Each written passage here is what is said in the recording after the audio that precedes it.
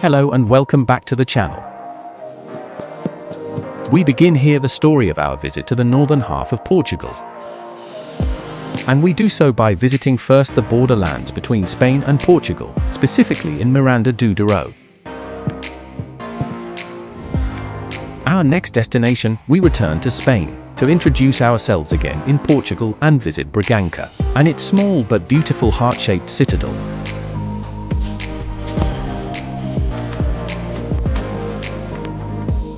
And if you like our video, do not forget to like it, subscribe and activate notifications so that you know when we upload a new video.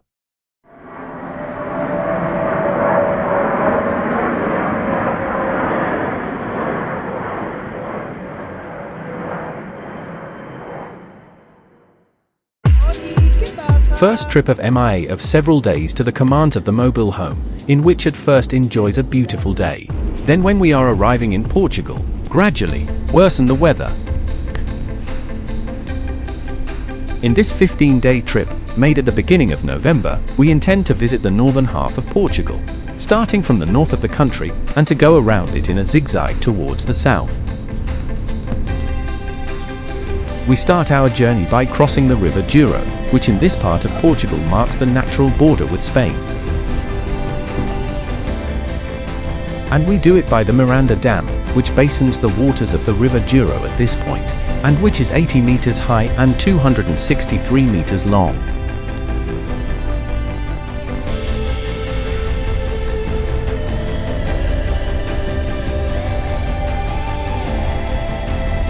We are already in Portuguese lands, and we begin the ascent to Miranda do Douro, which over the course of its history has passed alternately to Spain and Portugal, until after the 7 Years' War, which after a year of Spanish occupation, finally became part of Portugal.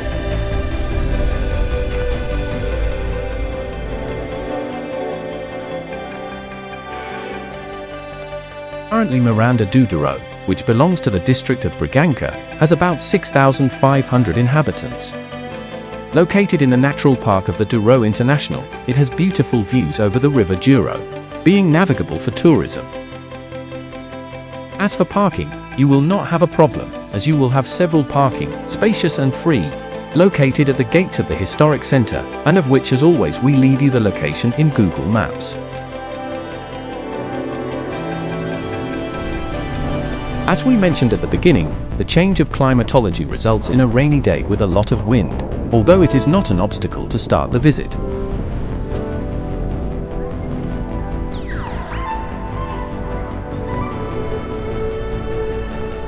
From the parking lot, we begin the visit to Miranda do Douro to the north. We cross the wall that surrounds Miranda do Douro, and of which a large part is preserved.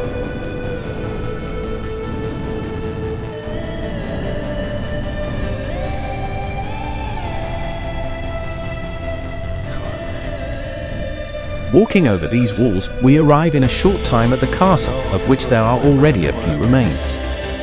This castle dates back to the 12th century, and was later expanded in the 17th, denoting the importance of Miranda do Douro as a border city. The castle has been in this state since the 5th of May, 1762, during the 7 Years' War, when the Spanish army departed from Alcañices to besiege Miranda. One of the Spanish shells fell into the explosive warehouse, where about 250 barrels of powder were stored, equivalent to about 17 tons of explosives, which caused it to be completely destroyed.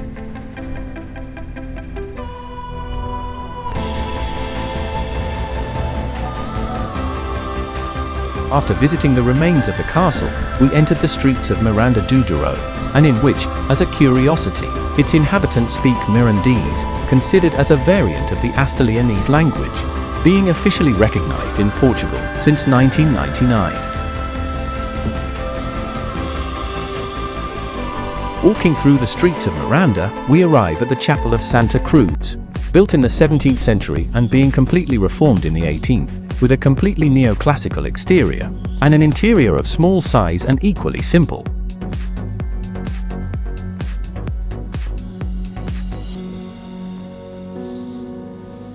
We continue along the streets of Miranda, and arrive at the House of the Mirandese language, located in one of the many gentlemen's houses that we will find in the city, and intended for the dissemination of the Mirandese. As we say, in the city center of Miranda, we will find several gentlemen's houses with simple but beautiful facades, and that testify to the importance of the Miranda in the past.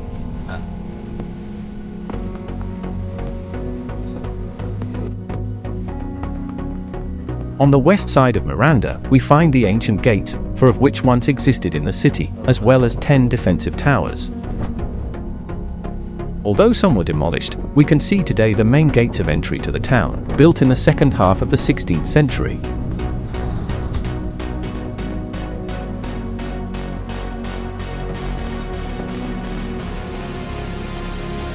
We enter again in Miranda do Douro, and continue to the south, parallel to the walls, until we turn again to the interior, where the Antiga Sé de Miranda is located, the co-cathedral of Miranda do Douro, which stands out above the whole city.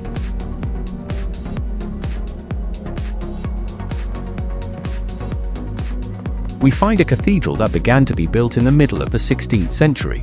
Although given its proximity to the border with Spain, it was decided to move the diocese to Bragança, of which Miranda was the seat for 2 centuries.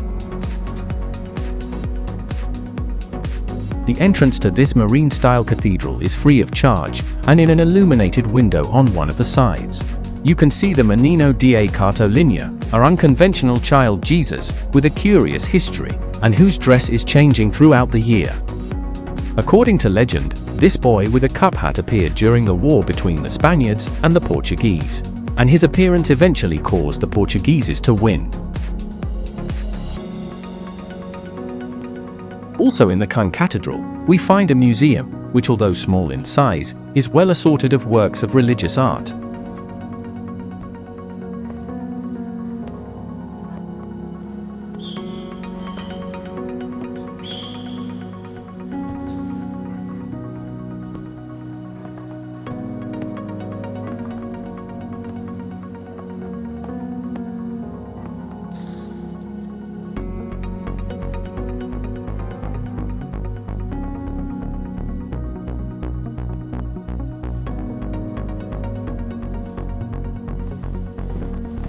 Outside the cathedral, although the rain does not stop, we head to the Miradero da Sé Cathedral, located next to the co-cathedral, and from which we will have an excellent view of the River Douro.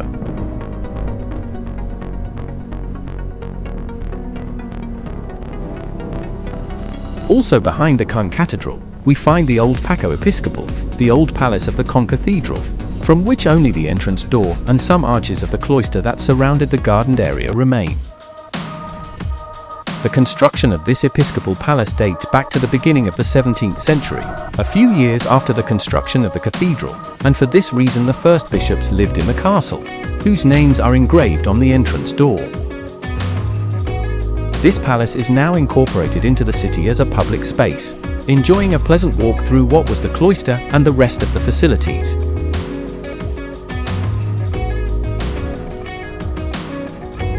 Accompanied by the unceasing rain, we continue our journey through Miranda do Douro, where we will find both small churches and beautiful mansion houses.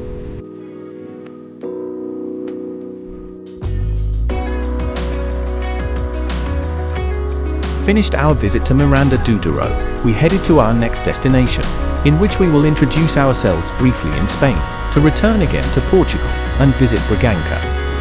Before leaving Portugal, very close to the border, we find the Baloico do Quebeco da Luz, a swing with panoramic views, many of which we will find in Portugal, especially in the northern half.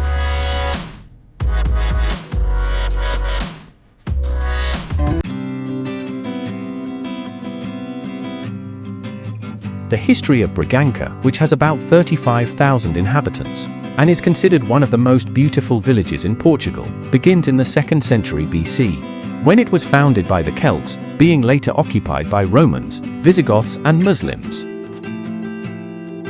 As for parking, you will have no problem, as for mobile homes you have an area very close to the historic centre, and for the rest of the vehicles there is a parking in the same citadel.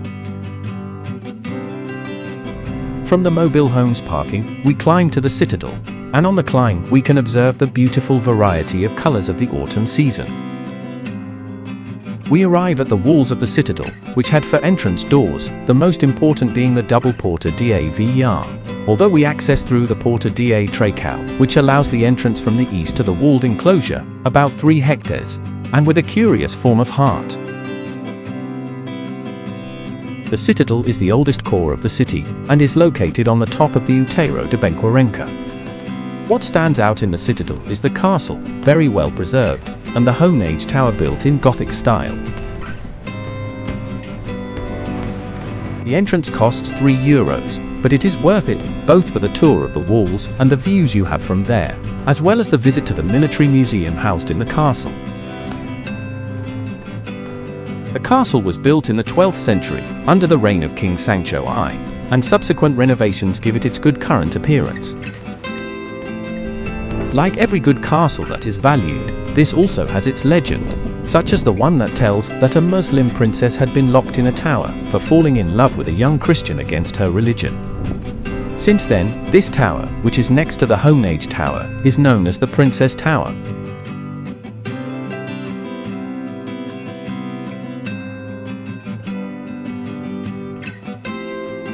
Before entering the Home-Age tower, we enjoy the views from the walls and the changing climate, which offers us by surprise a hailstorm, of which MIA seems to enjoy little due to the noise when hitting the hail in her backpack.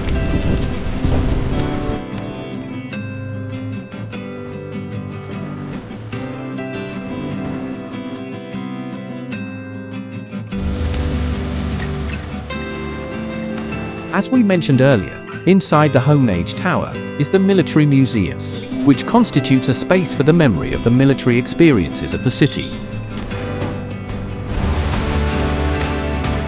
We started to climb the stairs, which communicate the different stays of the museum, which was founded in 1929 to recover the castle. The collection consists of a collection of light weapons, ranging from the 12th century to the First World War, and it exhibits from Neolithic axes to 13th century rifles, passing by flags, as well as photographs, period furniture and warware, and even artistic objects from the African colonies, especially from Angola. Most of these original pieces were donated by the inhabitants of Bragança, who participated in the campaigns in Africa and in the First World War.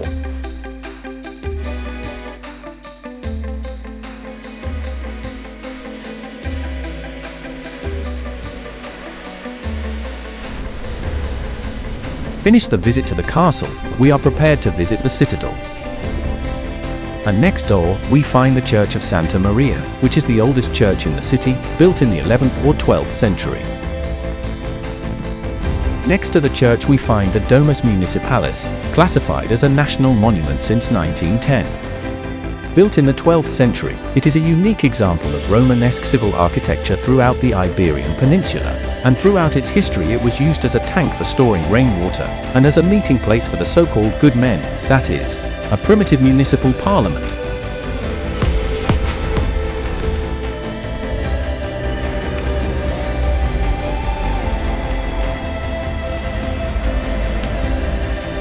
We continue to enjoy our walk through the citadel, losing ourselves in its narrow paved streets, surrounded by low houses.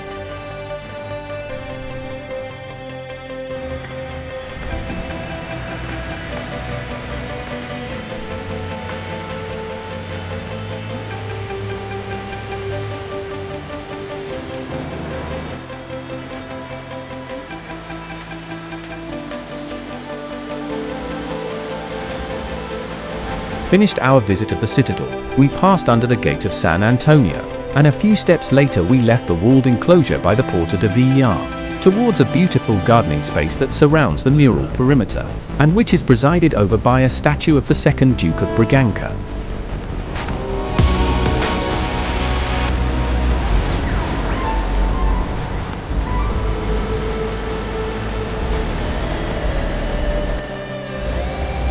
We leave the Ciudadela, and in descent we head towards the center of Bragança.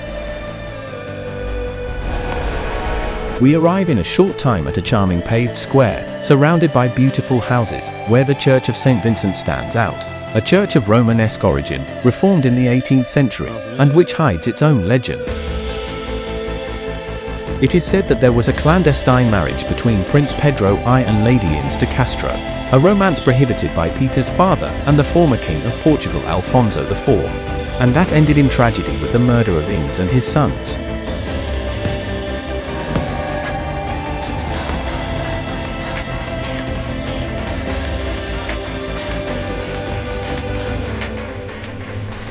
Through beautiful paved streets, surrounded by colourful houses, we arrive at Camões Square, also known as Market Square, as the municipal market was once held here, and highlighting in one of the corners the clock tower, annexes the old cathedral.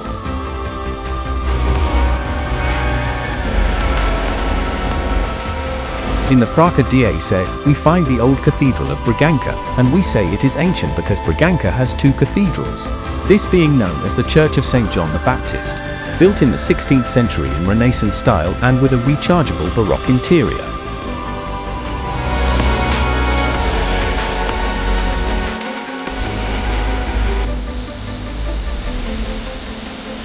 Enjoying our walk through the streets of Bragança, in the face of the threat of worsening the weather, we conclude the visit to this beautiful city, which we recommend it to visit if you travel the north of Portugal.